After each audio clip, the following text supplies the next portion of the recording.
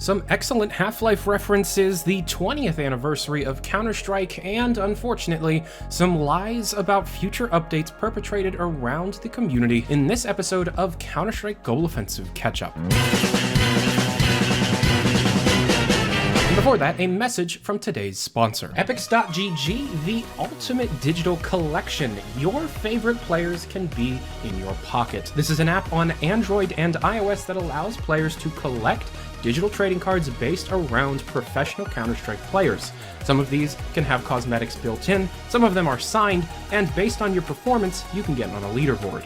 On October 18th, both the remake to Cache and the 20th anniversary weapon case and sticker capsule went live in Counter-Strike Global Offensive. These are things that people have talked to death, so let's get through it quickly. The Cache remake is phenomenal. FMPone is one of the best community mappers, and the weapon case is phenomenal. It started as a community competition, and because of it, we now have the Counter-Strike source knife and many Half-Life references within this case itself. Specifically, the MAC-10 Classic crate, and my favorite, the FAMAS Decommissioned, which straight up has a Black Mesa logo on it. Next was a blog post called Key Change, and we've discussed this in an entire video. There's a card up in the corner. But to summarize, the Counter-Strike team has changed the way keys work by not allowing any keys to be sold on the community market or traded following the blog post on October 28th. This was done in order to curb some less than ideal actors doing things with the keys and essentially treating them as an unregulated currency. Like I said, there's a whole report on this. However, surprisingly, the long-term effects of this change have yet to really be felt. There's a lot of different things that already exist as a temporary currency, and I'm sure if Valve wants to be able to curb all of the bad actors, some significant monetization changes will need to be made, and to be completely honest, you may see the entire in-game economy disappear if they truly want to change the way things are done and distance themselves from the possibly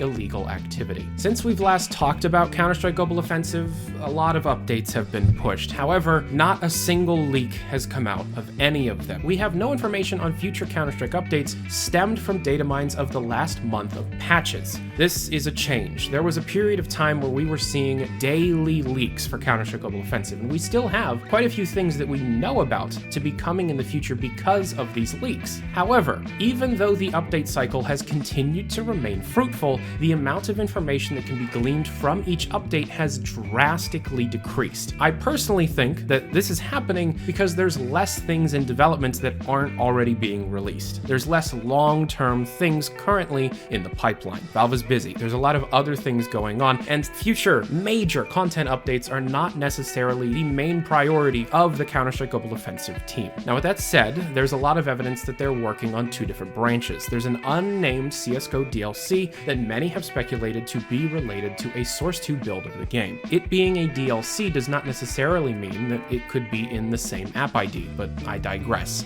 Something that needs to be stated about this DLC is Corey De La Torre, a community mapper that created maps such as Import and Grind, who listed on their resume that these two maps were created with Valve for a quote upcoming Counter-Strike DLC. This turned out to be a complete lie. According to Corey De La Torre on the MapCore Discord server, quote, I did bait him, yeah, but I actually never intended it as that. It was for hiring purposes, and it was stretching the truth. Did it get me a job? Totally. Like, technically speaking, everything we put on the workshop is considered as future DLC. Doesn't mean it is. If you say, I made a free map on the Steam Workshop that can go into an operation, people are like, what the hell does that mean? Especially if they don't really play CSGO. So the idea that these two maps, Import and Grind, are things that were developed alongside Valve and were planned for an operation at one point were completely false. I'm not sure exactly who's at fault here. I will take some, but the whole idea of stretching the truth on your resume in order to get hired is something that has been happening a lot lately, and I'm sure it's something that happens all the time. So that's a bit of a letdown. These two maps are not coming anytime soon, and I will be unlisting the report where I said that it was. Now, with the bad news, what do we know is actually coming to CSGO in the near future? Well, we have evidence of a new game mode based on Danger Mode called Free For free-for-all, essentially taking away all of the rules and just allowing people to go nuts for a specific period of time. We of course also know that the team is developing a version of Counter-Strike Global Offensive in Source 2. Counter-Strike strings have been appearing everywhere: Dota 2, Steam VR Home, and Underlords. Obviously, some Counter-Strike work is being done in the Source 2 branch. There is small evidence of a remake to Mirage, as well as a lot of evidence for clothing customization, a feature that was seen in the original version of Counter-Strike Global Offensive developed by Hidden Path Entertainment, but we'll talk about that in another video later this month. We also have winning poses, specifically for Danger Zone, in order to let people pose at the end of the round, very similar to Team Fortress 2 or Overwatch, and cooperative missions being baked into the new panorama menu. We also have things like a tactical bow with the attached grenade launcher, first-person and third-person taunts, a bear trap that can be placed in Danger Zone, as well as the TAC-21 sniper rifle that has been known about for years. And lastly, there has been a lot of incredible community work on Danger Zone. 2 maps have been uploaded that are far exceeding Valve's standard of professionality, and I very much predict that we will be seeing some community Danger Zone maps being introduced into the full game, maybe by the end of the year.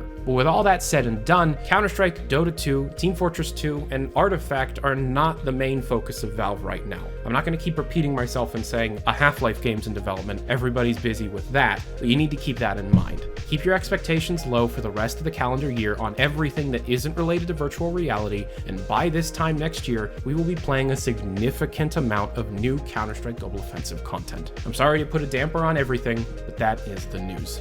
If you want to be able to follow up on everything I cover on this channel in real time, check out my Twitter page, linked down in the description below. If you're confused or have a question about anything, my DMs on Twitter are always open, and my email is tylermcvicker@yahoo.com. And if you want to support these videos, check out my Patreon page, linked down in the description below, and thank you very much for watching. I'm Tyler McVicker, this is Valve News Network. Have a good day. Adios.